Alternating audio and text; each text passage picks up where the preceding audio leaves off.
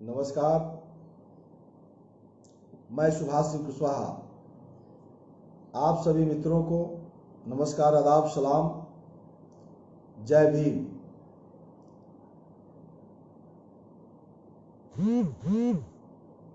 Facebook live से जुड़कर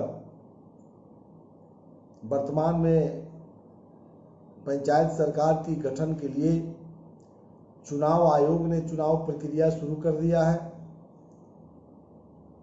बिहार के बहुत से प्रखंडों के अंदर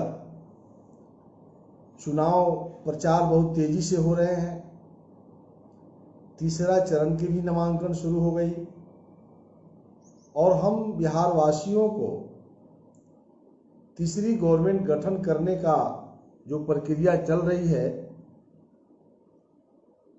पंचायत सरकार की गठन, जिसको लेकर आज हम चर्चा करने वाले हैं। मुखिया पद पर चयन करने से पहले, मुखिया पद पर अपने मतों का प्रयोग करने से पहले किन किन बातों पर ध्यान रखना जरूरी है, इस पर हम चर्चा करेंगे। क्योंकि कल हमने चर्चा किया था कि वार्ड सदस्य को अपने मतों को प्रयोग करने से पहले किन किन बातों पर ध्यान रखना चाहिए। तो आज आप लोग जुड़िए। आज चूंकि मुखिया पद पर वोट देना है, तो उस वोट देने से पहले हमको क्या क्या चीज सोचना चाहिए। 10, 15, 20 प्रत्याशी चुनाव मैदान में हैं और उनमें चयन करने की प्रक्रिया जो है, अपने अपने बूथों पर जाने पर कुछ विचार मन में करना चाहिए। घर में बैठ करके, गांव में बैठ करके, चौक चौराहा पे बैठ करके विचार करना चाहिए। वार्ड सदस्य, मुखिया, पंचायत समिति, जिला परिषद के अधिकारों की चर्चा हम 2 माह पहले लगातार 70 रोज हमने किया है। मेरे फेसबुक आईडी पर जाकर के आप देख सकते हैं, यूट्यूब पर देख सकते हैं। अधिकार की चर्चा हमने किया था, लेकिन आज हम चर्चा कर रहे हैं कि मुखिया पद पर हमको चयन करने से पहले किन किन बातों पर ध्यान रखना चाहिए। तो समय अनुसार चूंकि 30 मिनट का ही समय रहता है, इसीलिए आप सब जुड़िए।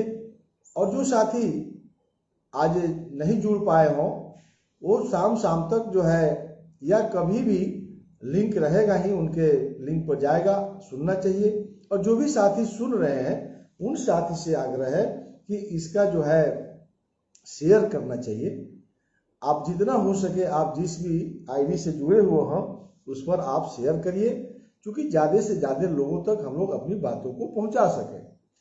केंद्र की सरकार, राज्य की सरकार जो भी डेवलपमेंट करना चाहती है, हम सब पहले भी बता चुके थे प्रशिक्षण में, जो भी विकास करना चाहती है वह तीसरी गवर्नमेंट धरातल पर काम कर रही है।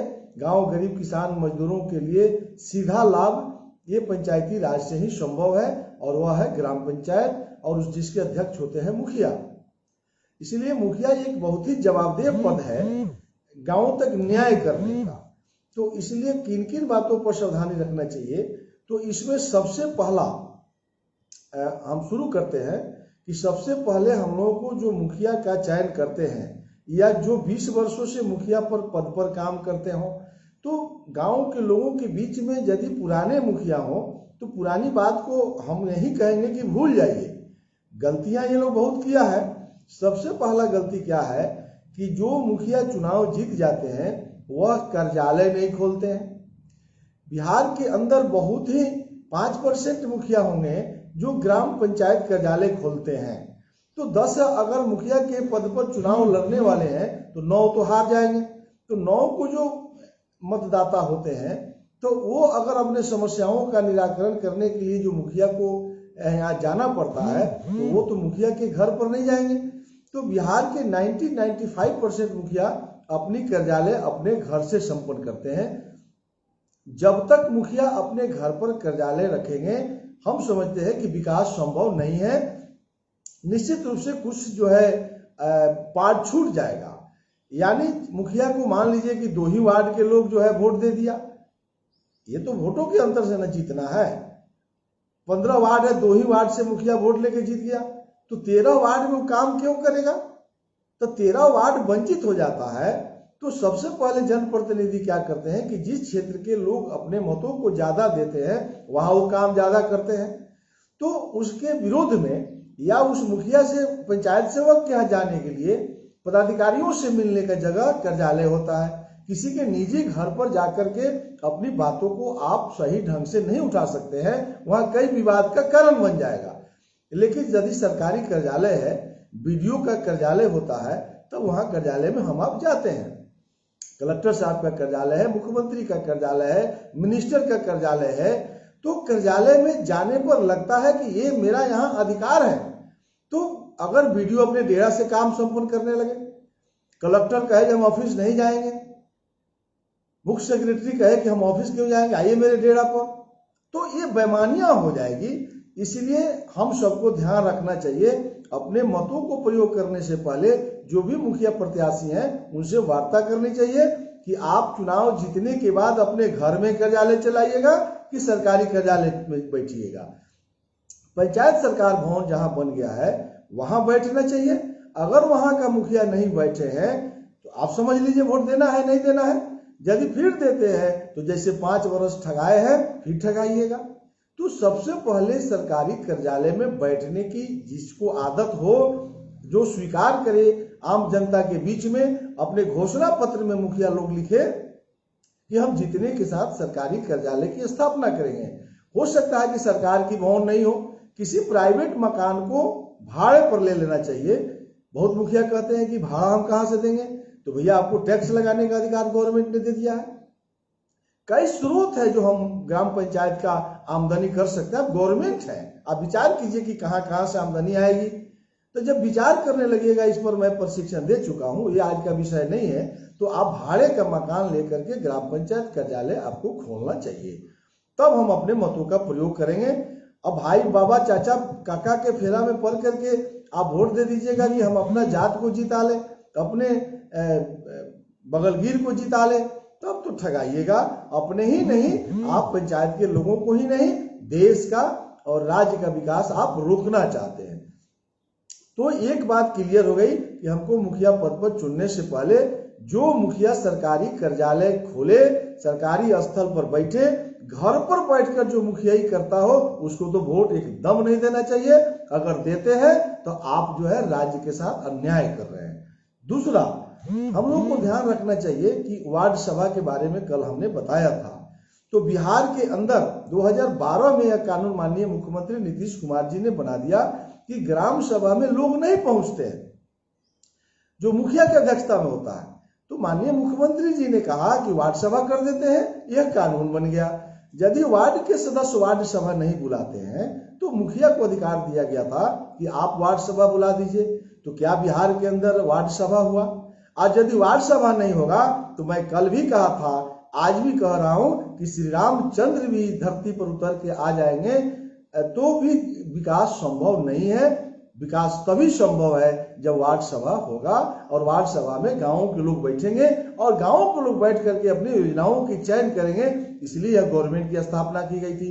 तो यदि वार्ड सभा, हो सकता है कि कम पढ़ा लिखा जीत गया हो, इसलिए धारा 170 क में मुखिया को अधिकार दिया गया है कि यदि वार्ड सदस्य वार्ड सभा नहीं बुलाते हैं तो आप स्वयं उस वार्ड सभा को बुलाइए।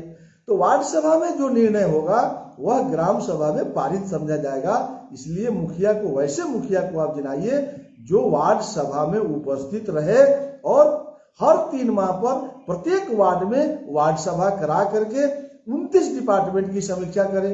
अब सिर्फ नल, जल, पुल, पुलिया, रोड की समीक्षा कर ले, ये भी नहीं चलेगा।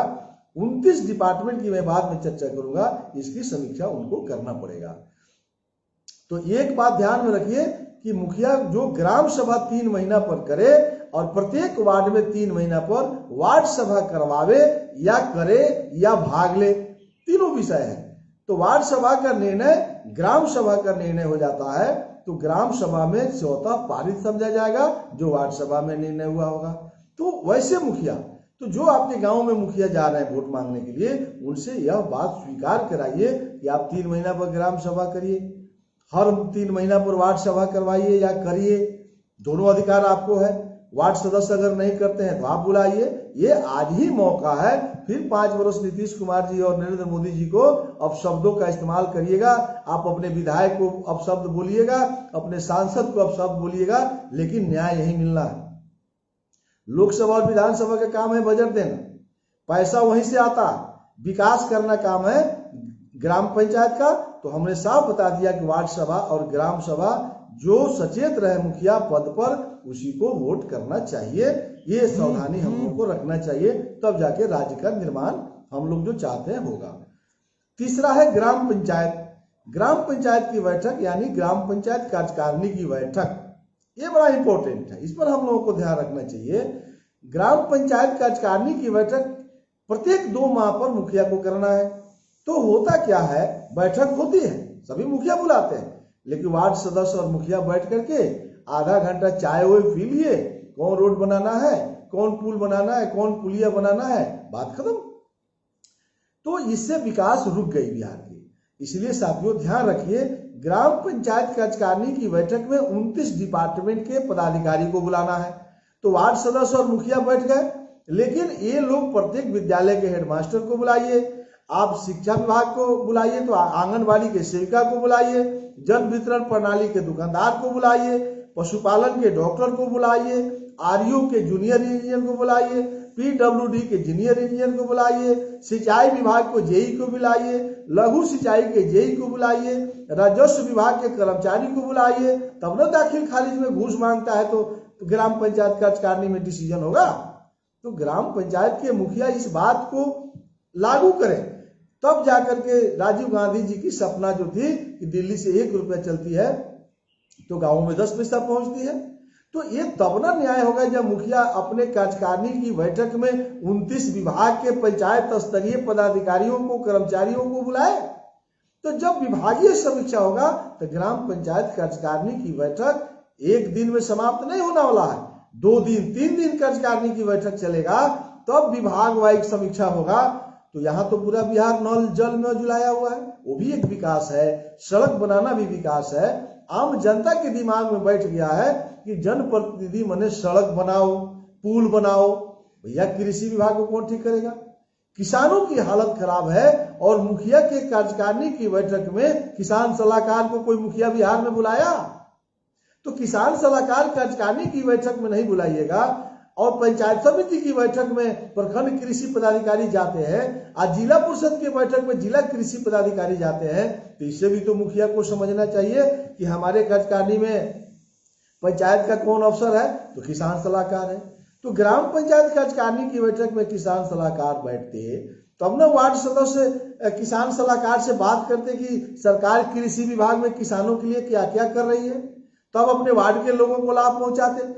तो इसी तरह से 29 डिपार्टमेंट की समीक्षा, एक डिपार्टमेंट में 10 मिनट 20 मिनट आधा घंटा लगेगा। 8-8 10-10 विद्यालय है, 10-10 मिनट की समीक्षा होगी तो 1 घंटा लग जाएगा उसमें, और आधा घंटा में ग्राम पंचायत कार्यकारिणी की बैठक समाप्त हो जाती है।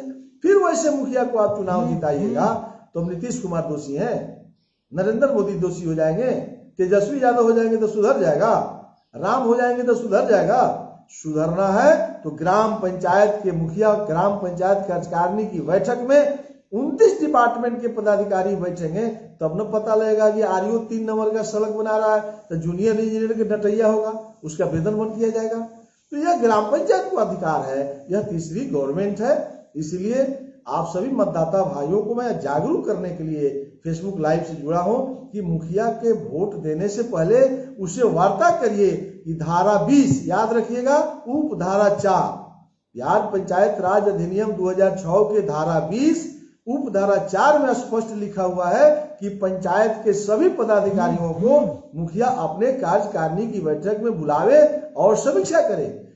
और जब नियमावली में जाके पढ़ेंगे तो साफ कहा है कि जो विभाग नहीं आएगा उसके खिलाफ में यदि प्रस्ताव ले लिया जाता है और हायर अफसर उच्च पदाधिकारी को लिख दिया जाएगा तो वह कर्मचारी पदाधिकारी निलंबित हो जाएगा, पर पत्र क भरकर उस पर कार्रवाई किया जाएगा। ये अधिकार है ग्राम पंचायत कार्यालय को। लेकिन ग्राम पंचायत तो कार्यालय चल रहा है मुखिया जी के घर में, मुखिया जी के दलान में, तो विभागीय कार्रवाई आप नहीं कर सकते हैं। इसलिए सरकारी कार्यालय में हो, वार्ड सभा जो मुखिया कराता हो और ग्राम पंचायत कार्यकारिणी की बैठक करके 29 डिपार्टमेंट की चर्चा मुखिया जी कराते हो, वैसे मुखिया को ध्यान में रख करके हम लोगों को वोट देना चाहिए। चौथा विषय है निगरानी समिति। निगरानी समिति ये पांचवा विषय हो गया। निगरानी समिति क्या है?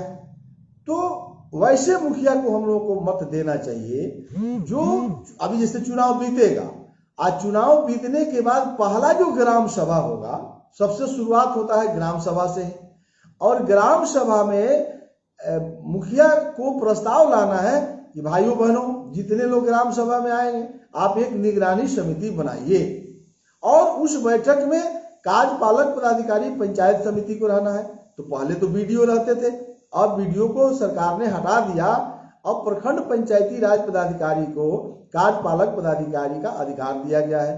तो प्रखंड के कार्यपालक पदाधिकारी जो होंगे वह उस बैठक में ग्राम सभा में उपस्थित रहेंगे, या एक दिन में 4 ग्राम सभा होता है तो कलेक्टर को यह पावर है कि वह दूसरे अफसर को भी भेजेंगे और उसमें पहला प्रस्ताव, सबसे पहला प्रस्ताव देना है कि निगरानी समिति की गठन आप लोग कर लीजिए। इसलिए निगरानी समिति की गठन किया जाता है, और जो मुखिया नहीं चाहते हैं कि निगरानी समिति की गठन हो, इसके प्रति मुखिया लोगों की गलत सोच है। तो यदि मुखिया पद पर बैठने वाले लोगों का सोच ठीक है, आप ऑनेस्ट हैं, तो ऑनेस्टी तब न दिखेगी जब आप निगरानी समिति की गठन कर देंगे। तो निगरानी समिति की गठन बिहार के अंदर बहुत कम देखा गया है। जहां निगरानी समिति का गठन हो जाएगा वहां से भ्रष्टाचार स्वतः भाग जाएगा। तो ग्राम सभा को अधिकार है 1 साल के लिए निगरानी समिति की गठन करना। 1 वर्ष के लिए ग्राम सभा निगरानी समिति की गठन कर देगा। उसमें 11 आदमी को बनाना है। उसमें अनुसूचित जाति को आरक्षण मिला है। कुल जनसंख्या के जो अनुसूचित जाति की जनसंख्या होगी, जो प्रतिशत होगा वही प्रतिशत 11 में मेंबर होंगे। 20% अति पिछड़ा के लोग सदस्य होंगे। 11 में 50% महिला होगी और 50% जनरल होगा। तो जनरल में भी आरक्षण रहेगा और आरक्षण में भी आरक्षण है। तो 11 आदमी चयन करके एक अध्यक्ष होगा, और निगरानी समिति का सेक्रेटरी वही होगा जो ग्राम पंचायत का सेक्रेटरी होगा।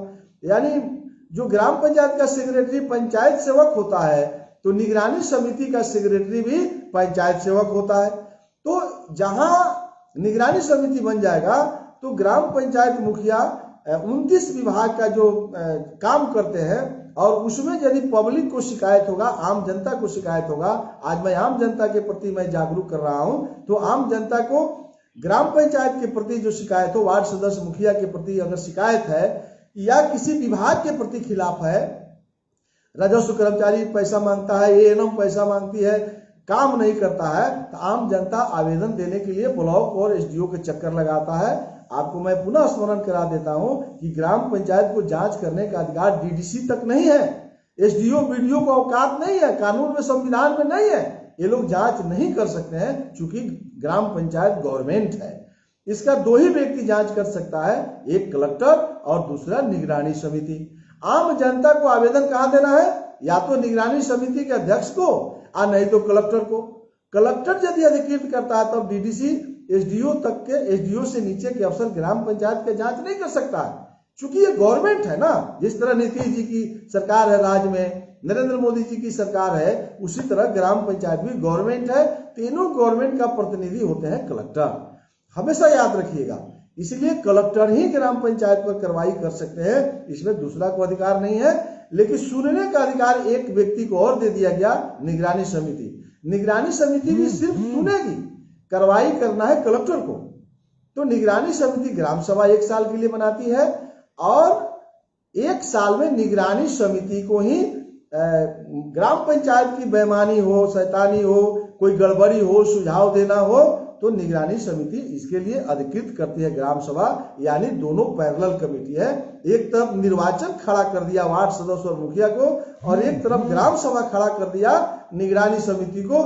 यानी ग्राम पंचायत कोई गड़बड़ी करती है तो निगरानी समिति में आवेदन देना है।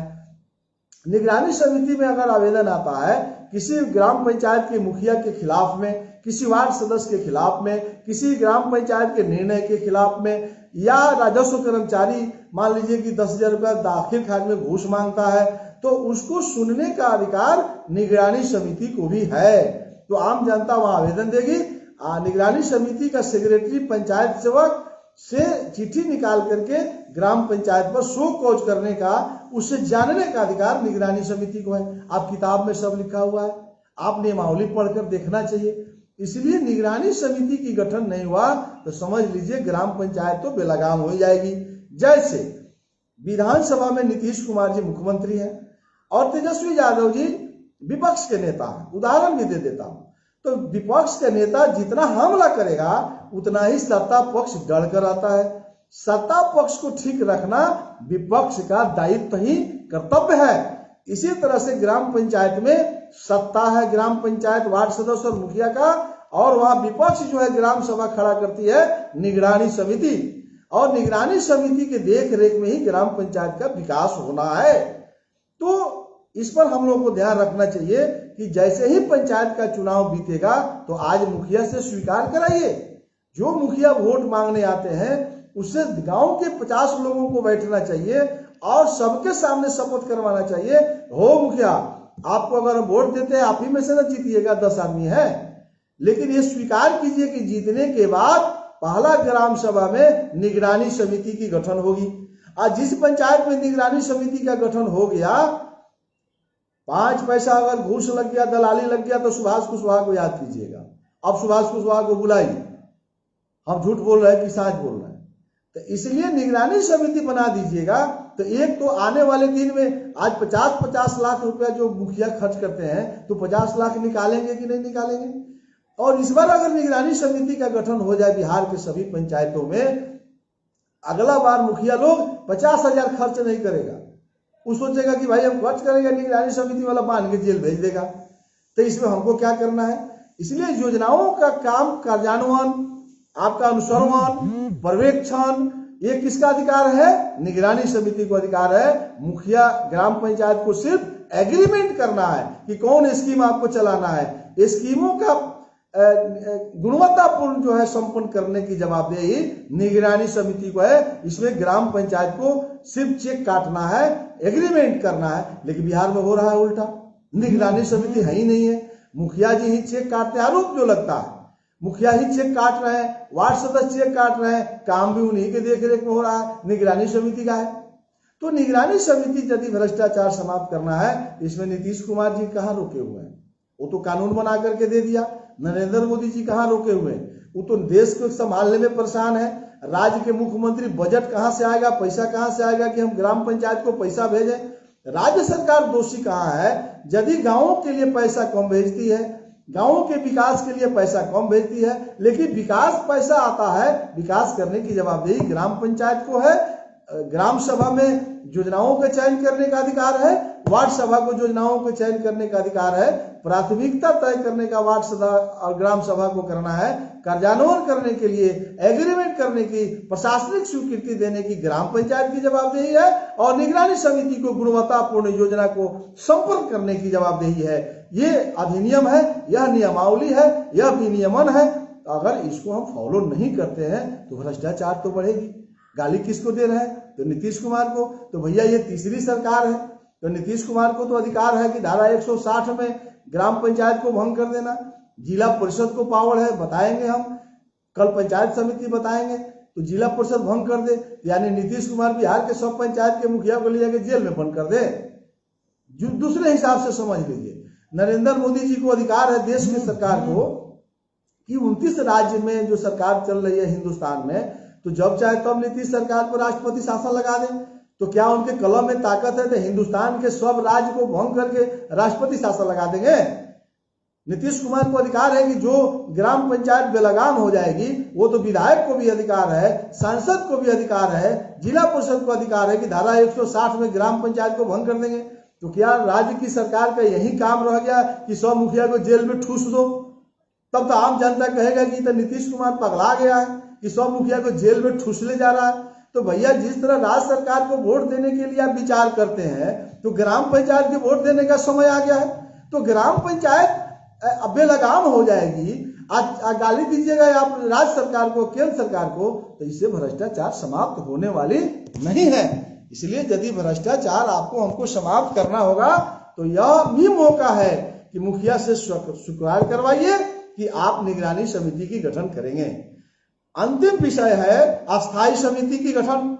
क्या मुखिया लोग अस्थायी समिति की गठन करते हैं? ग्राम पंचायत कार्यकारिणी की बैठक में विभागीय समीक्षा के अंदर अगर कोई विषय आ जाती है जिस पर वार्ड सदस्य और मुखिया के बीच में तानातानी हो जाता है, तब अध्यक्षता कर रहे मुखिया निर्णय लेंगे, ठीक है इसको हम अस्थायी समिति से जांच करवा लेते हैं। तो अस्थायी समिति 6 अस्थायी समिति आपको जो है ग्राम पंचायत स्तर पर है। अस्थायी समिति में आप जा करके आप उसको काम कर सकते हैं। योजना समन्वय वित्त समिति है, उत्पादन समिति है, सामाजिक न्याय समिति है, अनुसूचित जाति जनजाति समिति है, तो इन शिक्षा समिति है, लोक स्वास्थ्य समिति है, लोक निर्माण समिति है।